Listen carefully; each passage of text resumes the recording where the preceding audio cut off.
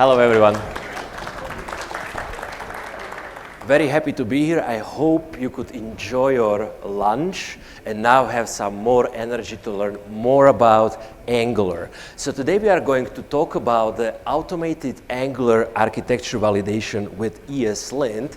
But actually, like, what is very important to point out is that if you learn this today, you can actually apply these lessons also in a React, Vue, or any other front-end project. So these lessons are applicable overall whenever you do any kind of front-end project, so it's really useful, and I would strongly recommend you to pay attention.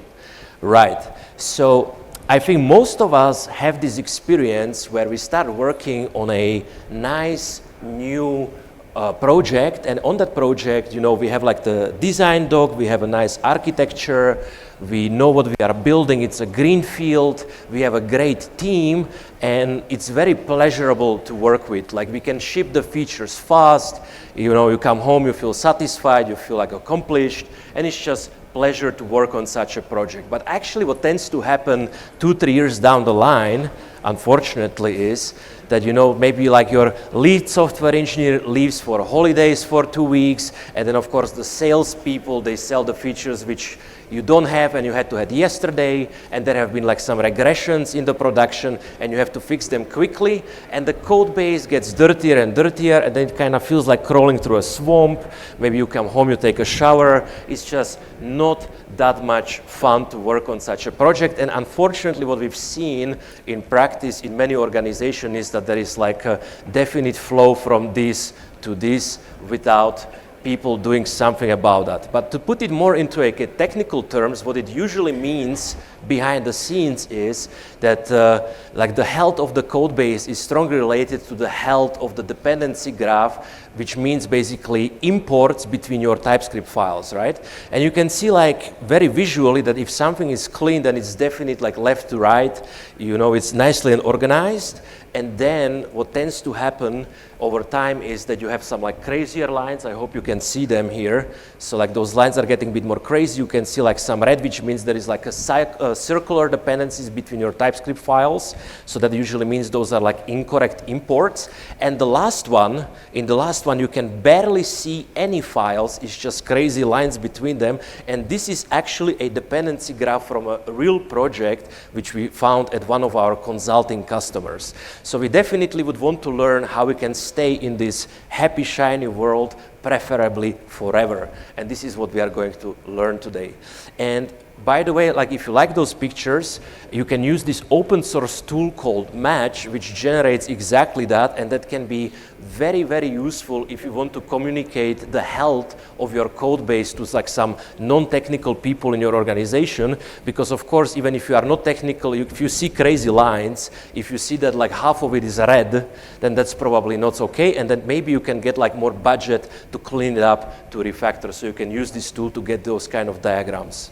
Right, so let me quickly introduce myself before we hop into the content. My name is Tomas Trajan. I'm a Google developer expert for Angular, and I like to say that I build, teach, write, and speak with and about Angular. So build, we support customers worldwide with AngularExperts.io. Teach workshops with focus on Angular, NGRX, and modern Angular with signals and all this kind of stuff. Write, we have free Angular blog at AngularExperts.io/blog. Probably most of you have seen it. And speak at various amazing conferences worldwide like yours. I'm very happy to be back in India after 2 years. It's an amazing event. Right. So why does architecture matter? Or even better, like why does a clean architecture matter, right? So it has a lot of positive benefits, and it's for everybody involved. So it's not just for us as developers, it's also for our users and also for the organization which we are working for. So what do I mean by that? So of course with the clean architecture we have better maintainability and extendability, which means we are able to like add new features, change features, and especially that we can do it fast, but not only in the year one, but also in like older projects which already exist for like 3, 4, 5 years, right? So usually the experience is the older the project is, the harder it is to change. And we would like to preserve that velocity for the whole project lifetime.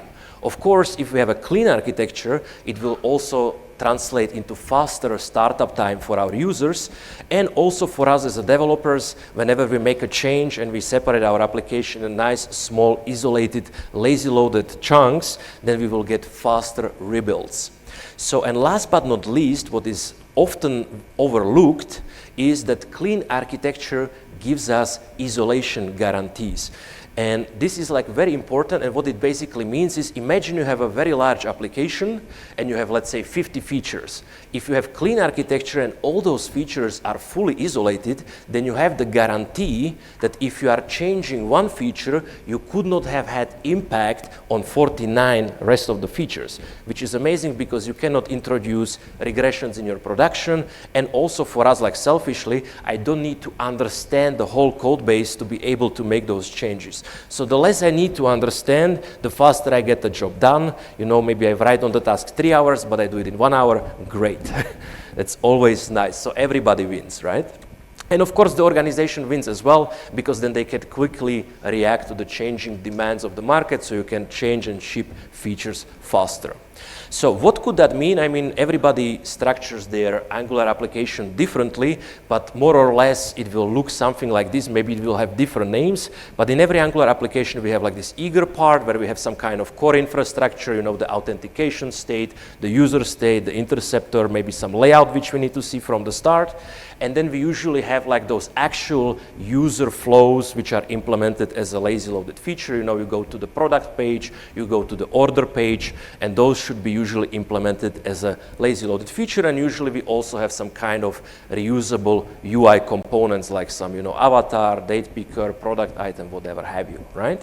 So, and then of course, whenever we have some kind of architecture, we translate it also to the folder structure. So you could call it differently. Maybe you don't call it feature, maybe you call it like a page, maybe you call it view. It doesn't really matter, but the concept is like, it's like this user business flow, which is you come with like some navigation and user can do their something, right? And like maybe you call it shared, maybe you call it UI, but you have some kind of reusable UI components as well, right? But the problem with this is that this is a hope-based architecture. So like we created like the design doc, we created like the folder structure, and then we are just like hoping that everybody will pay attention and do it right and separate things to follow that architecture. But this is actually not really possible to achieve without the help of the automated tooling, because it's like not realistic that everybody can pay attention 100% of the time on every pull request for 3 years straight. It's just not realistic, right? So then what tends to happen, unfortunately, is that incorrect imports, or in other words, incorrect dependencies between the parts of our code make it into our code base. So what we can for sure say that it's never okay to import something lazy in an eager part of the application, because that breaks the lazy loading, right? It's just never correct. Same if we have like a reusable UI component, which is very generic, and we want to be able to use it anywhere else and maybe even extract it into a library to reuse it in our organization. It is never okay that the reusable UI component will use a component from a feature, because that couples them, right? So some imports are never correct. So then that's how it would look like in a code base, right? So like the reusable avatar probably should not import a core service, or the core should not import a service from the lazy feature, or the lazy feature should not import from each other, because that breaks those assumptions with which we created this kind of architecture.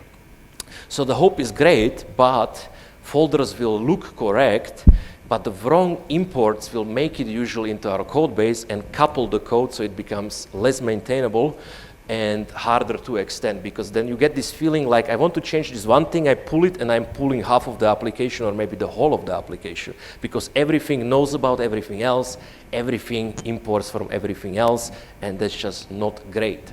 So it's worse for the user startup performance, it's worse for us as developers, and if we try to validate this manually, we would have to click on every individual folder and try to search for relative imports, and this just doesn't scale. So can we do better actually? And that's like without hiring 3 or 10 new team members who will just manually validate the dependency graph. What if we could get this immediately in our editor. So in this specific example, we have something like an authentication service. So this will be something which has like the state if we are logged in. So this will be probably in the core because the whole application needs to know about it. We need it from the start. And then for some reason, we would try to import a service from a feature. So as we established, this is never correct because it breaks the lazy loading.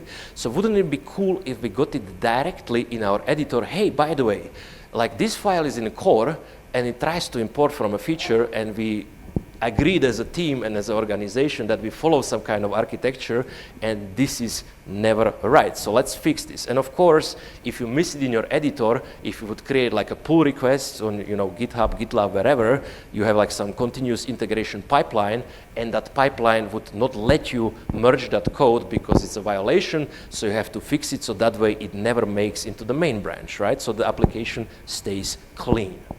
So, and this we can achieve with the automated architecture validation with ESLint, and that's why we can also actually use it in any kind of front-end project, but it's definitely very, like in Angular it fits very well because Angular is very structured and people like tend to think about the architecture a lot when they build Angular applications. Right, so what is it good? Like most Angular applications already do have ESLint in the workspace, and if you don't have it, you just run nglint and the schematics will add it for you automatically, so this is not a problem.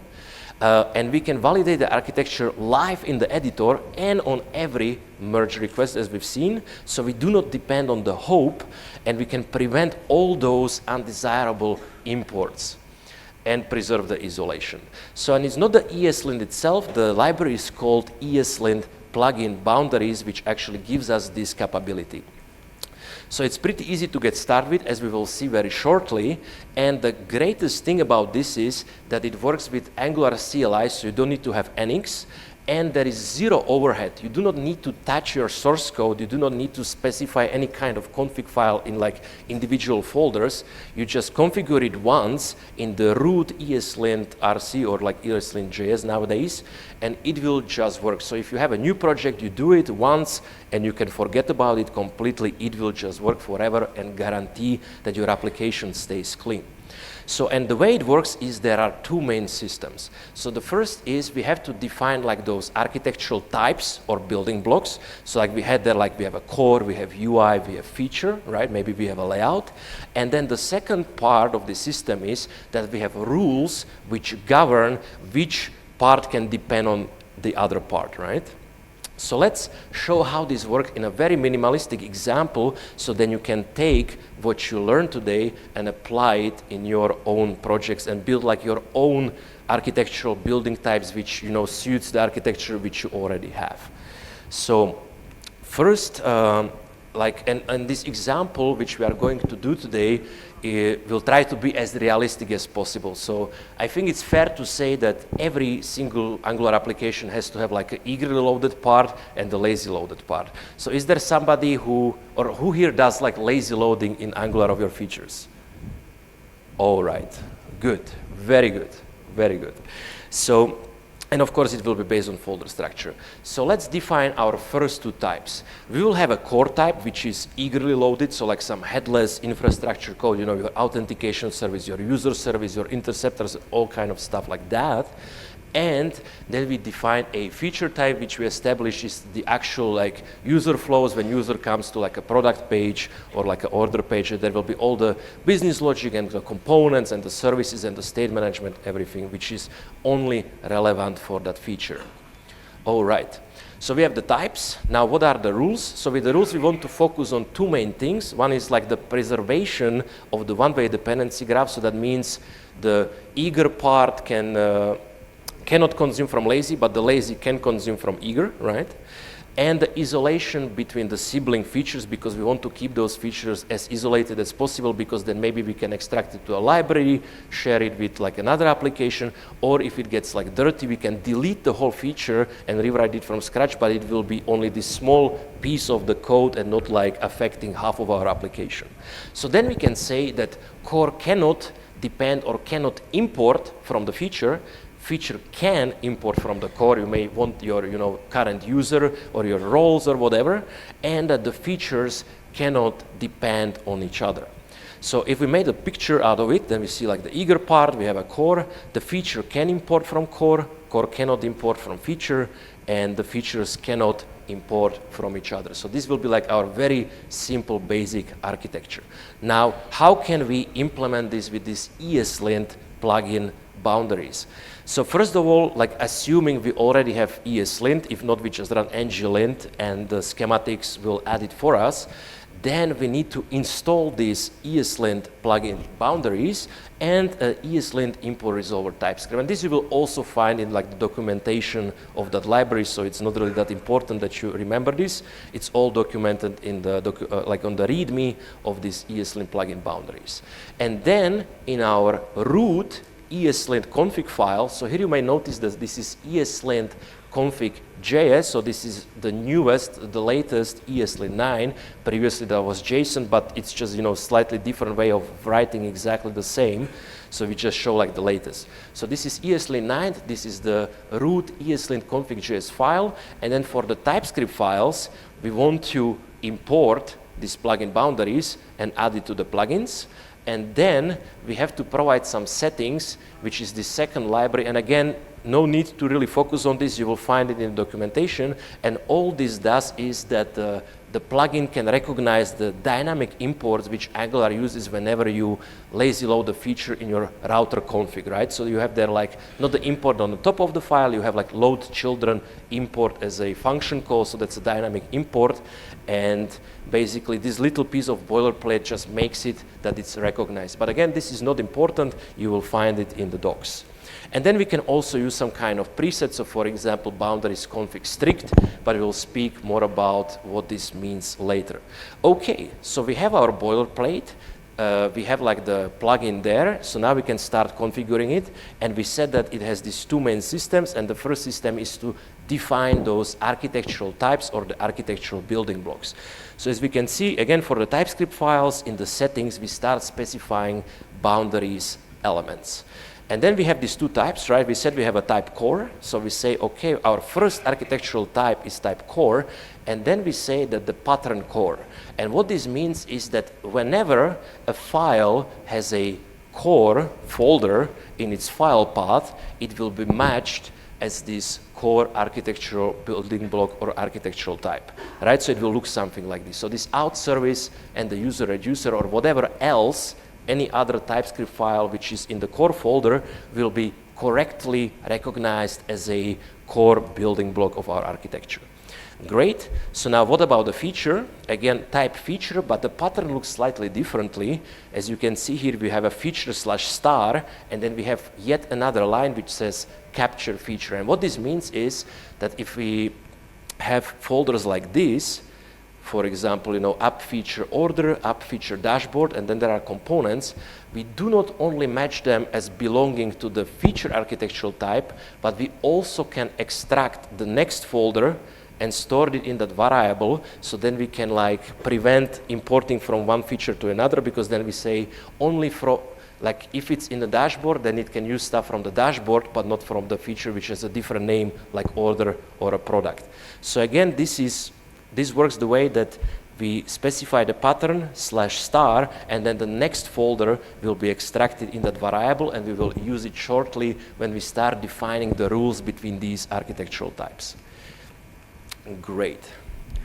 So now that we have all the types, the last piece which is still missing are the rules, right?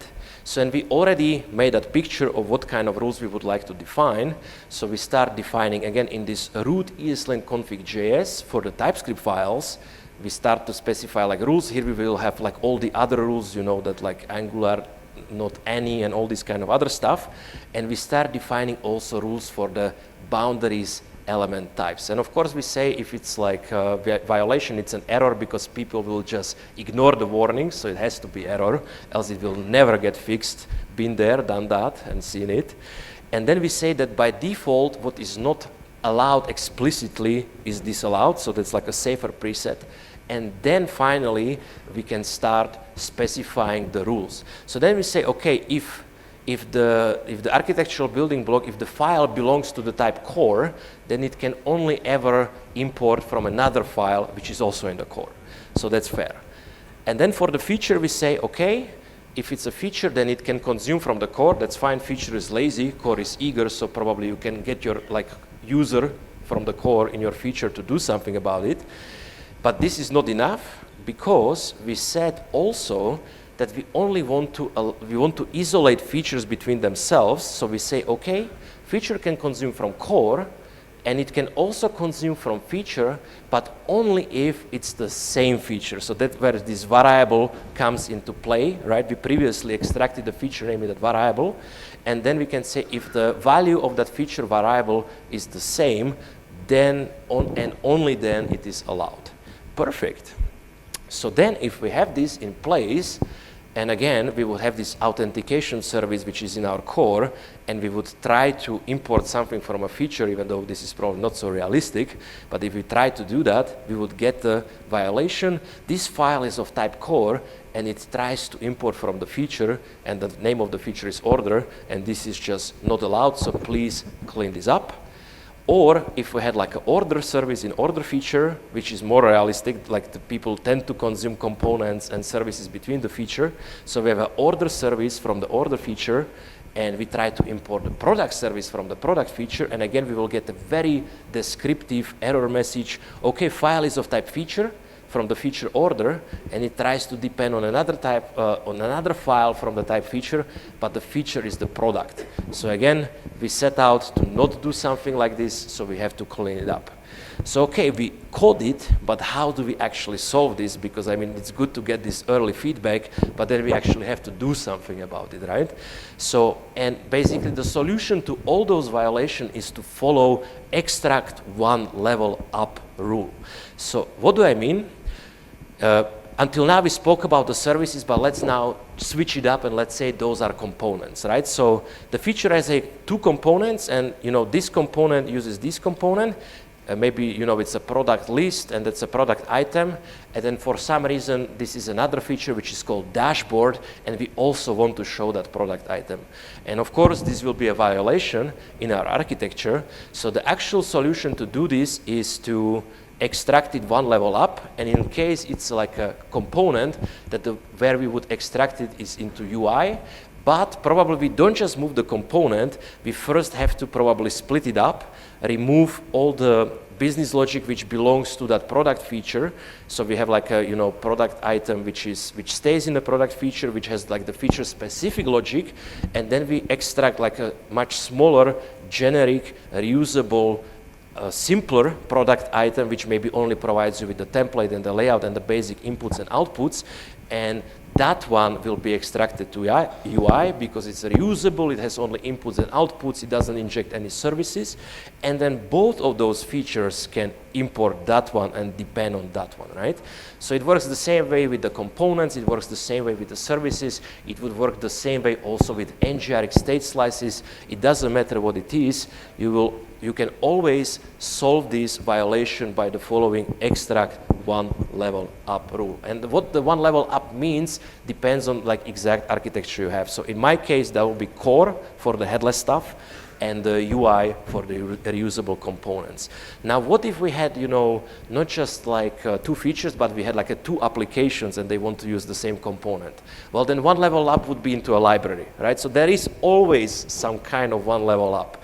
If you have three libraries, well, you make one level up another library, which is shared between those libraries. So this is like a universal rule to solve these dependency graph violations. You can always extract one level up. So now the good thing about this is that it also works for multi-project setup. So you may be aware that in Angular CLI workspaces, so without NX, you can actually generate multiple applications and libraries, which can be more than enough for many projects. When you have like maybe 3 apps and 2 libs, you may not need NX, because nowadays Angular is really fast with the ES build. So how can we extend this so that it also works in like a multi-application Angular CLI workspace? So we were matching core, but now we also say that there is a base pattern So whenever you have like this Angular CLI repo with multiple projects, it will have like a projects folder, and then the next folder will be the app name, and then it will be source app, and then inside will be the implementation. So we can put it as a base pattern, and again, whenever we have a star or stars, we extract it into a variable, so we can again use it to inside of our rules to say like, okay, if it's a core, only from the same app. So how would that look like? So now we don't just have source app, we have projects example app, core out service, and we have projects other app, source app, core service. So both of those, of course, belong to the type core, but they will belong to another application.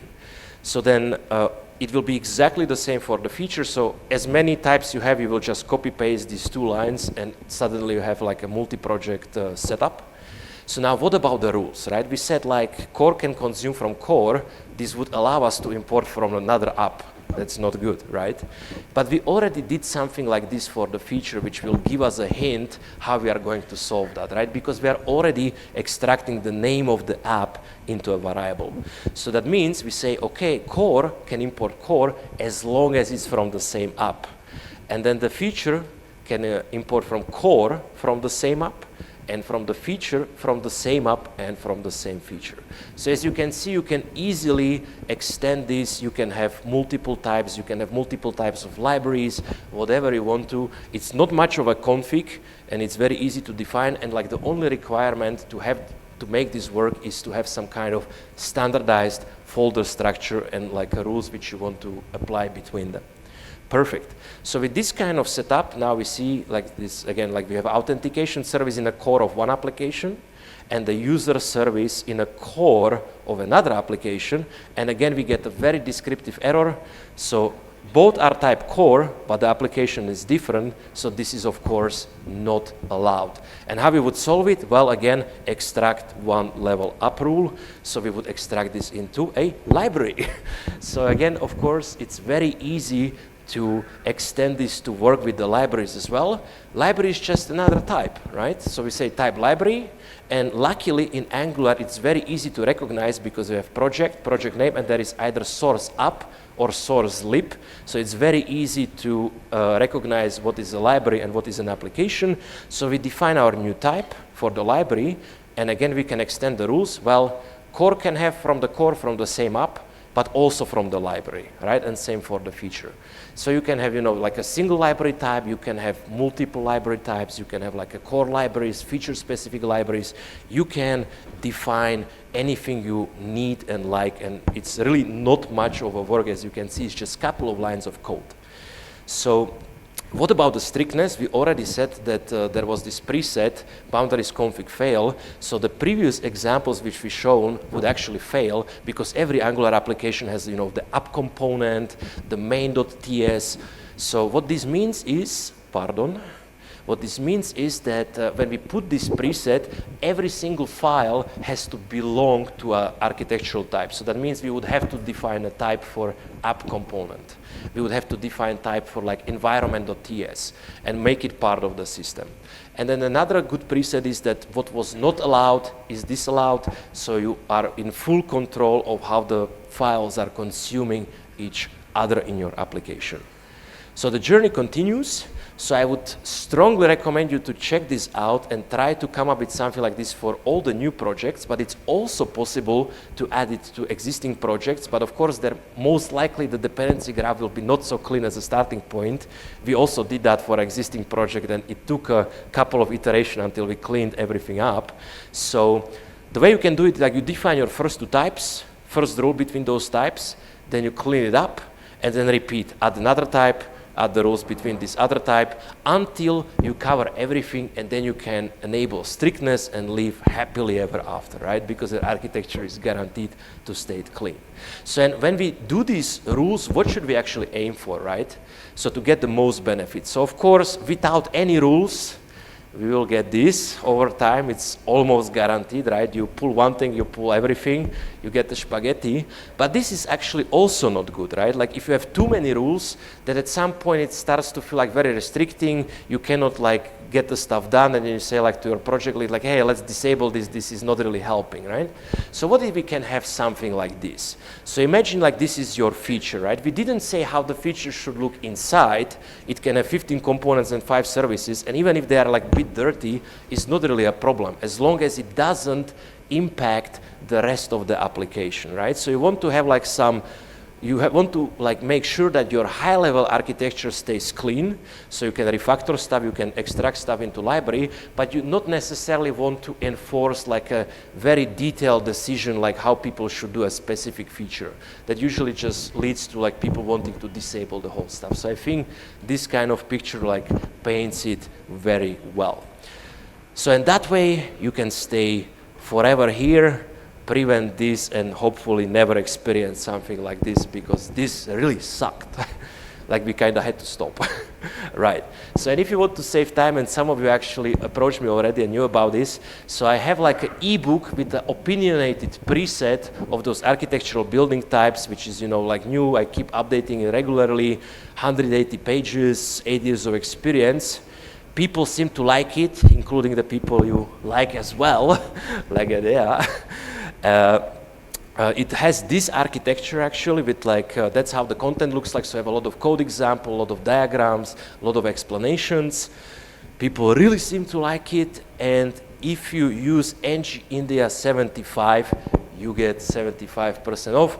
I don't have here like a link, but if you just check like Angular experts, you will find it, like architecture, you will find it.